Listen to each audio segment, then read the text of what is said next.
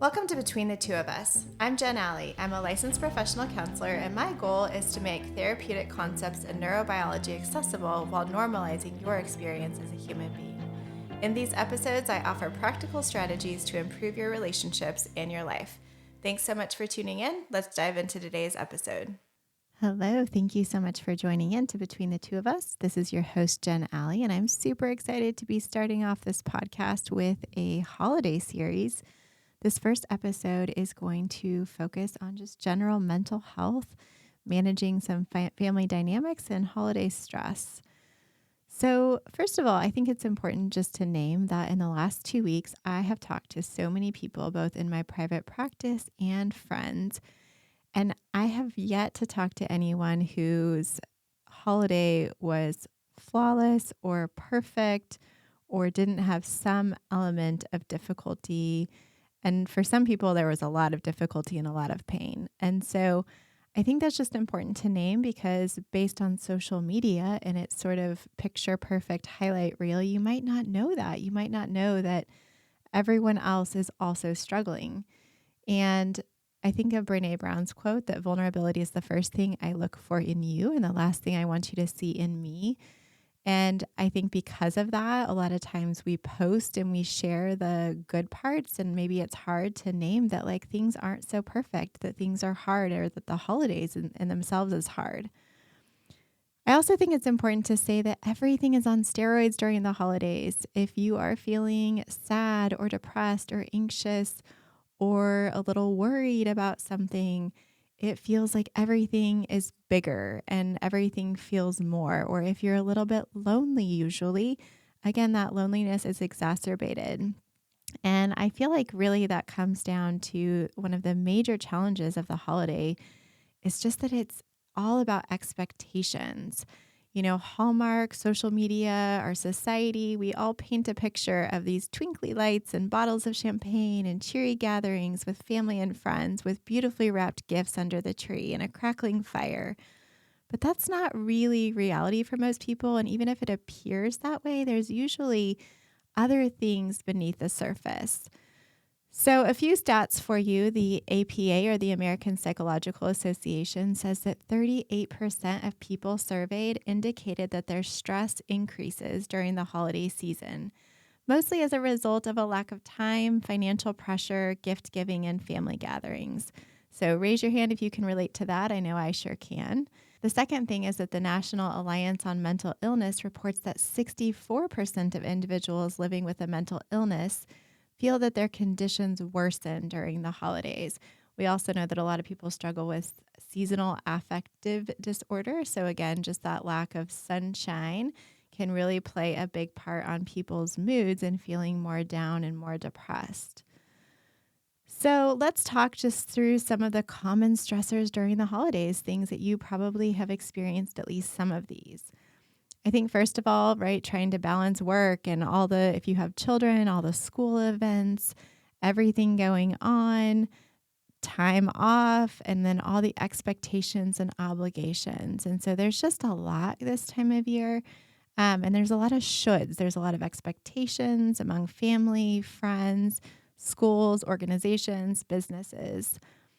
I also think it's really important to note that while we have this expectation that families just get together and we have this sort of big, wonderful time, there's usually a lot of family dynamics that come up that are challenging and even a lot of family conflict. I remember a professor of mine from grad school saying that many people feel better being at least 2 state lines away from their family of origin or their in-laws.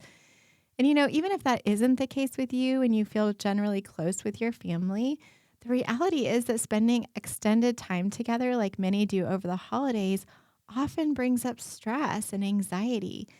Or at worst, it even brings up pain or hurt or unresolved trauma. One of my friends described that navigating strained and difficult or complex family relationships for the sake of her kids is the hardest part of the holidays for her. And a different friend agreed and said, yeah, I feel this nagging sense of duty to family during the holidays, and I do a lot of things that I don't want to do because of it. So I'm just wondering if you can identify with any of that, of going through things, being in relationship with people, being around people, showing up for extended amount of times when it feels really hard for your system and just thinking about your body and your mental health and having to do that when you really don't want to and it doesn't feel good for you. And we're asking ourselves to do it, from all the way from Thanksgiving and then maybe even through the new year, off and on through that time. So that's a lot. Another friend told me that she goes one way while her partner goes the other way. So because they don't have kids and both of their parents are aging. So that feels right, even though it's hard not to be together for the holidays. And of course, some of my clients share stories of pain and loneliness and unhappy marriages where the holidays feel extra lonely and sad. I also have clients who long to have families and partners of their own and feel a lot of pain going to family get togethers. And of course, as extended families grow larger through marriage and birth, dynamics often get even trickier and it can feel really hard as traditions shift and relationships change. Just this last couple of weeks, I have had a couple of clients who are struggling with their partners of their adult children. And so they, of course, have these dreams and expectations of how they wanted their relationships and they wanted the dynamics to be. They imagined this big, happy family and maybe the daughter-in-law or the daughter that they kind of never had. But instead, they're experiencing strain and difficulty accepting how this new person shows up or how they behave. And so it's really common for there to be this struggle and even grief as family dynamics shift and as grown children form their own families and traditions. So it feels like, life is sort of constantly changing. But with that, in a way, we have this picture that stays the same of how we expect the holidays and how we expect people to be. And that's not usually the reality. I think the reality is that things are changing, even if we're trying to make them feel the same. And then, of course, they don't feel the same because they're not the same. And also, I think it's important to talk just about traditions themselves as a source of stress. I think even among partners, identifying which traditions we're going to uphold, or maybe with, extended family, we're supposed to be at dinner at a specific time, or these are the foods we serve. And the other person's like, well, no, this is what we're supposed to do. Or these are the gifts that we're supposed to wrap versus these are supposed to be unwrapped because those are the ones that Santa gives. Or even, I know with my husband and I, we've had to kind of navigate this idea of how many gifts we're going to give our kids. We have a little bit of a different opinion about that, or just kind of what they should have during the holidays and how much money we're going to spend. And so I think it's true. It's just like there's a lot of things that really boil down to these expectations. We also know that the holidays are a huge time of financial stress for so many people. Again, there's a lot of expectation around spending and gift giving and consumerism, and it's everywhere, and it just feels really difficult. And it's hard to be like the person who says, I don't think we should keep up this gift giving expectation, or I can't afford it this year. It's a really hard thing to do. We all have this desire and need to belong. And so I just want to name again that like many people are struggling, that if you are struggling with finances, you are certainly not alone. Another thing I want to discuss is just kids being off school for an extended amount of time. And with the holidays, a lot of times they are even feeling sort of let down or disappointed, or we are disappointed and let down by how things go. I know for me, like I get really excited about certain things, like maybe going to see lights or, family photos or certain little getaways or vacations. And they never really go how I think, right? Like invariably, the kids are fighting or they're complaining. And I think that's just part of the dynamic. I think that's really normal, but it makes sense that we also feel disappointed. We feel kind of let down when we put so much energy and expectation into it. One of my friends said on this topic that the hardest part of the holidays to her is just managing everyone's expectations. She said it always seems like a hassle and a letdown, but then we post these pictures like it was amazing. So again, just that kind of strange dynamic where we struggle, but then we feel like to the world we have to put forward these pictures that identify like, oh, it was amazing, it was perfect. And I also want to lastly just talk about, it feels like so much, right? Like the holidays can just feel like there's so much going on. Another friend described, it feels like there is excess everywhere. There's so many gifts, all the different celebrations and activities. There's so much family togetherness and huge, heavy meals. We have all of our family nearby, and with step parents and grandparents, we end up doing 6 or 7 Christmases, and it is just so much. It's too much of everything. So even if you're not doing 6 or 7 Christmases, I imagine that you can identify with this feeling of just like it feels sometimes like too much. Or on the other hand, you might be someone who really wishes that there was more, that it feels like there's not enough. Maybe there's a lack of family, a lack of extended family. Maybe you're having a hard time with your partner, or maybe there's just, you don't even have a partner and you want a partner, you want a family. And so in that situation, there's loneliness and there's grief and there's a desire for this, sort of abundance that you're witnessing for other people. And neither of these is wrong, right? We're all just struggling with our own things. So these are a lot of the common struggles at the holidays, but I also want to name that the reality of the holidays for some people can be much more difficult and dark. So things like illness, loneliness, grief, abuse, addiction, major mental illness, domestic violence, a family of history of neglect or sexual abuse and dysfunction can make the holidays just a really painful and difficult time. Personally, I know people fighting cancer this year. Another person is recovering in ICU from a stroke, and a friend of a friend whose husband is just fighting for his life. And so grief, loss, and loneliness are so hard during the holidays, again, just amped up. And so we are going to talk more about grief and loss in episode 3. We'll do more of a deep dive. We also, in episode 2, will talk more about if you're struggling with alcohol or substance abuse, or if you have a family member who struggles. That can also be really difficult. And so we're going to unpack this with our guest who's in recovery in episode 2. Hey, it's Jen. I just wanted to pop in and tell you about an 8-week mental health reset for moms that I am hosting along with my friend Jillian Amaro, who is also a licensed professional counselor. The reset is going to launch on January 22nd. So it is going to be an opportunity to learn with other women. It's an online course that you'll take. There's 8 modules. It goes over 8 weeks.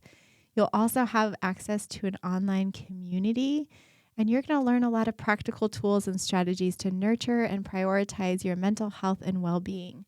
So if that sounds interesting to you, I would love to have you sign up for the course. It is actually on sale right now. It's $100 less than usual. We're having an end of year pre-sale. It is $197 currently, and if you buy before December 31st, you'll get that $100 off. So it'll be $197 right now, normally $297. There's also an option to pay in $45 increments. So if you want to learn more about that, all you need to do is go to www.jenalley.com. You'll scroll down and you'll see the mental health reset for moms, and you can click on that and it'll take you to the link to get signed up and to learn more about it. Thanks so much. Let's talk now about managing your mental health during the holidays. I think one of the things that's really important is that you just take stock, that you notice how you're doing. So this might look like a daily check-in. This might look like, if you have a meditation or a mindfulness practice. It might be when you start to feel that kind of anxiety coming up, or you start to feel tension in your body, that you really tune in to see how you're doing and what you need. And so I do actually have a free tracker that I enjoy using. I don't usually write it on the sheet. I write it in a little journal, but it's sort of evidence or science-based prompts that help you just to track your emotions and to track your body sensations, and also to do a gratitude practice. There's just a few different prompts. So if you want that, you can find the link to that in the show notes or at www.jenalley.com. But I think doing some sort of practice where you're checking in with yourself is a really important part of maintaining your mental health, because if you don't even know you're struggling, right, you can't do anything to take care of yourself. So with that, we're going to try to keep up with our self-care as much as possible, which is hard to do during the holidays. And by that, I mean things like exercise, moving your body, taking walks, getting outside, making sure you're getting plenty of sleep, eating healthy when you are able to, maybe limiting your drinking, making sure you're drinking plenty of water, and even taking breaks, right? Like scheduling in time for restoration, for what you personally need. I know my husband, David, is an introvert, And so if we go to my family, they only live about an hour and 15 minutes away. So if we go to their house for a couple of days, a lot of times he won't stay the night and he'll just drive back and forth. And that's totally okay. That's just kind of a deal that we have because that gives him some space and some time to have some. It's not that he never stays the night, but he'll take some time. He'll go work out in the mornings.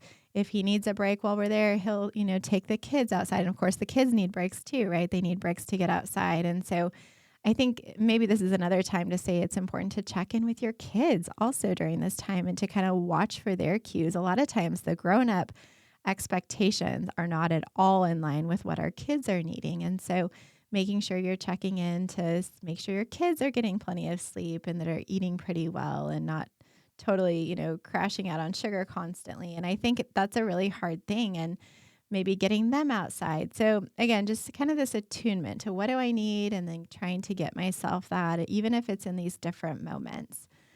The next thing is I would encourage you to make a list or a calendar of what is really important to you over the holidays. Again, especially for us people pleasers, I identify as a people pleaser in recovery. It can be difficult because we want to make sure everyone's happy, but the truth is that our own well-being often is at odds with keeping everyone around us happy. And so it's, time off of work is really precious. And for many of us, it's rare. So take time to really assess what you need and what your family needs and wants and try to do that at the holiday time. And with that, of course, you want to identify what others, including work and your family or friends, are expecting of you. So you might want to assess how you feel toward each of these things and also what is the emotional and, actual cost of these events. And based on all this, you might choose to set boundaries around what you say yes or what you say no to. And again, people might feel disappointed or upset or frustrated with you, but I think it's important to remember that boundaries not only protect me, they also protect the relationship if there is one, so we don't become resentful. Because if I'm resentful toward you, that is not helpful to the relationship. So sometimes advocating for my needs, even if it might go against what you want, can help protect the relationship over time. Next, I think it's important to talk about even psychological boundaries. And this is something I'm continuing to work on. And that's just the idea that what other people think and believe and feel, even about me, is not mine, right? That is on their side of the boundary. That's on their side. And so they have a right to feel and believe and think whatever they think and feel and believe. And I also have that. I have a right to feel and believe and think and even parent and be as I feel like is the right thing for me. And so if you need help with boundaries, I highly recommend my friend and mentor's book that was just released. It's called Setting Boundaries That Stick by Julianne Taylor Shore. We call her Jules. And so I will link that also in the show notes, but it's a great book. It's super helpful. It's grounded in neuroscience, and it gives you a lot of really practical strategies for implementing different types of boundaries. Talk a little bit about how we can communicate effectively with family if we're going to be around family or friends over the holiday, and also how to address conflicts or tensions that might come up. So in general, I think a good principle or guiding principle is that, Brene Brown talks about this, that people are generally doing the best that they can. And sometimes that might feel hard for us to believe if we see someone doing something that feels really problematic or really challenging or frustrating or harmful. But I learned about coherence through coherence therapy, which I learned about a few years ago. And it's really become foundational in just the way that I think about behavior. And the idea behind coherence theory is just that all of our symptoms, all of our behaviors, all of our ways of understanding the world somehow make sense within our system, even if we don't quite understand how it makes sense. So I'll give you an example. If someone is drinking too much on a regular basis and it's causing problems in their life, we could say, yes, there's a high cost for them drinking, but there's something in their system. There's a reason. There's something going on, be it sort of genetic, factors, a history of trauma, anxiety. Like we don't really know, but there's something that is driving that behavior. Somehow in their system or in their history, it makes sense that they're using alcohol as a, coping or numbing or, just self-regulating strategy. And so I say this because I think if we can come at people with just this sort of framework that somehow what they're doing makes sense in their systems.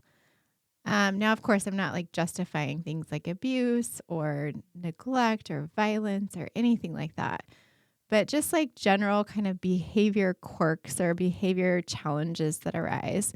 Um, I think it's a helpful way of kind of approaching people and approaching ourselves, actually, because in a way, it can kind of give us a little bit more compassion for ourselves and our kind of symptoms or things that we do that we don't like. Like maybe we find ourselves overeating or scrolling mindlessly. It gives us a little bit more compassion if we know that we're doing that for some reason that somehow makes sense, even if we don't quite know what that reason is. And that's the same with people that we're interacting with. So now that we have kind of that framework of thinking about other people, I think it's important to think about, the truth is that the holidays are probably not going to be perfect. Your Uncle Tom might continue to say politically inappropriate things. Grandpa John will tell inappropriate jokes, and your mother-in-law will probably be upset that you aren't able to make it by 2:00. And so I think if we kind of know and anticipate ahead of time that, people will generally do the things that they tend to do. And instead, we're working on helping ourselves stay in a better place when these things arise and maybe taking breaks if we need to when things come up. It's also okay, of course, to set boundaries to say, hey, Uncle Tom, let's not get into politics, or we can kind of make a joke, or oh, Grandpa John, there's kids at the table. Let's remember who's listening. So we can set those boundaries, but I think we kind of have to anticipate that in general, people are going to be who they have been. That's probably the case unless they've had some sort of major shift for one reason or another. And I think with that, we want to try to avoid straining relationships unnecessarily. So for example, maybe it's better not to ride with your cousin who is, going to cause you to have a lot of anxiety or a lot of frustration. Maybe it's better to have your own car if possible. Or maybe it's better to kind of know, like, what is the window for how long we can kind of stay together and have a pleasant time. Like I know with my kids, they can be on their best behavior for a short amount of time.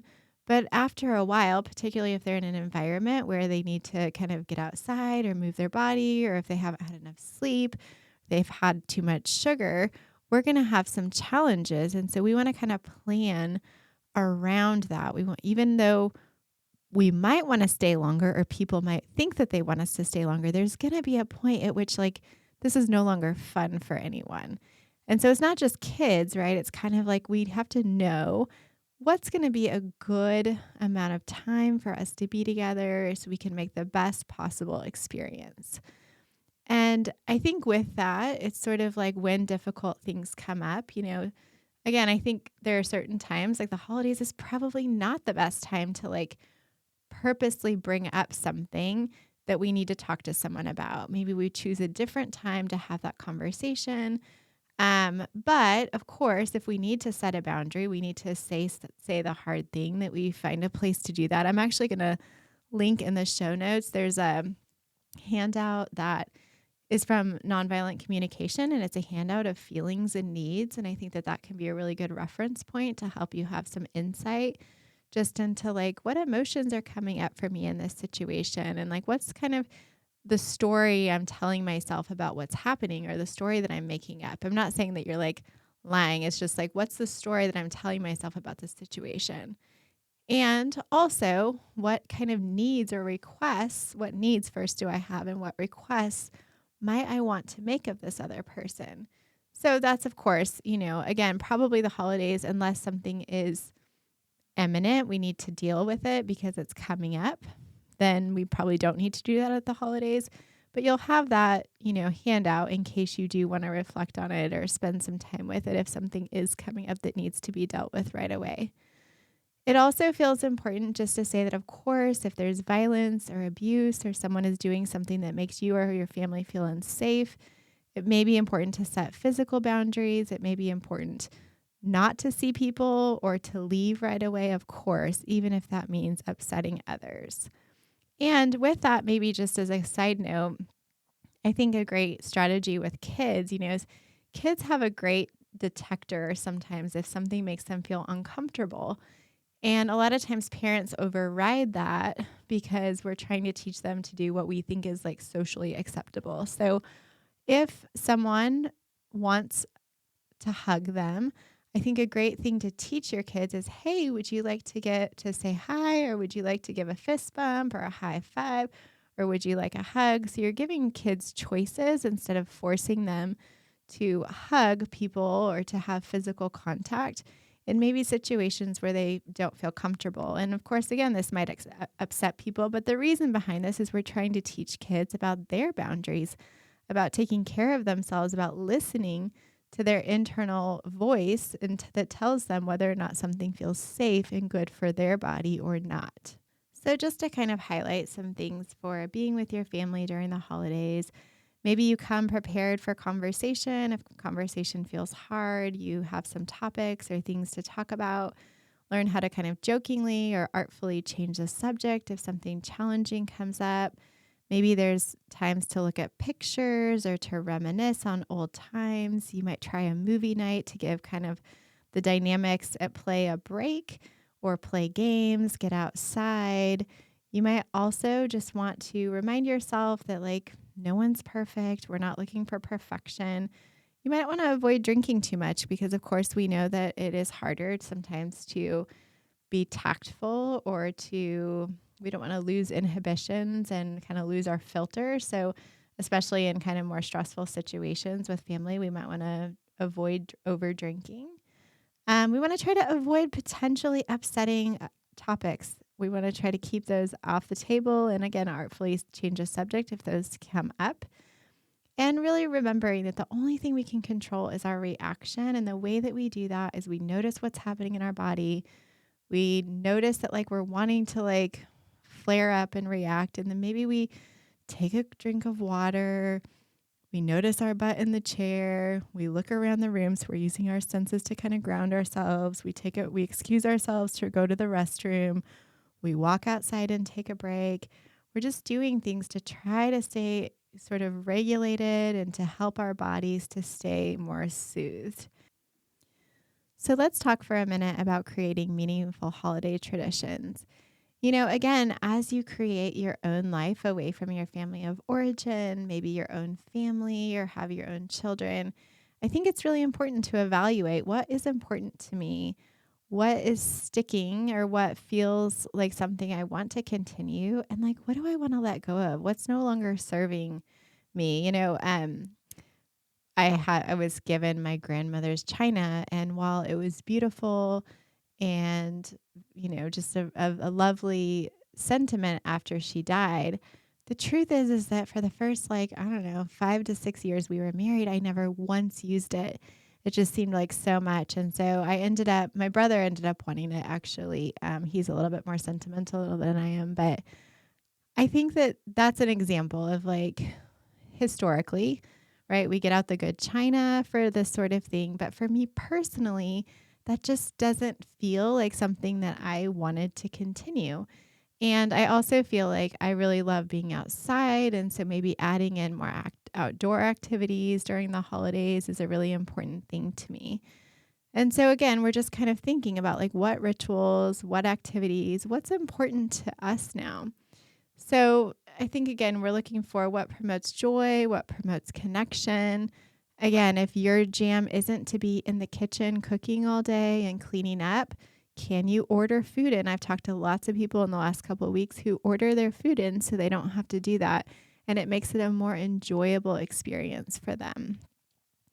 And finally, we want to just emphasize the value of being flexible during the holidays. There's a lot of value in knowing that there's a lot of schedules, a lot of things we're trying to navigate. And so the more flexible that we can be, I think the better off we will be. So, to wrap up today's episode, I just want to encourage you to seek support if you need that over the holidays. Of course, there are support groups. There are also hotlines, which I will link in the show notes. And there are a lot of mental health therapists who are available to walk you through your journey because the holidays can bring up so much in terms of stress and historical stuff from our childhood and trauma and just a lot, a lot of grief and other things. And so if you need that, then please be sure to reach out to someone in your community who might be able to help you. And I also just want to again encourage you to lean on your own support group, to turn toward people and to share and to be vulnerable with other people about what you're going through, because chances are they're probably going through some version of it too. The more vulnerable you are in your relationships and can open up, then the deeper your relationships will become. So I hope you have a wonderful holiday, but I also hope that even in the messy parts of the holiday, that you're able to take some of today's messages with you to help you regulate or set boundaries or do what you need to do to take care of yourself. If you found today's episode helpful, it would mean so much to me if you could subscribe and also to share it with a friend. That would be super helpful to get the word out about this podcast. And I'm also really interested to hear about what you would like to learn about on the pod. So if you have ideas, please feel free to email me at jen.alley.therapist@gmail.com. I will look so forward to seeing you next time. Thanks so much for tuning in.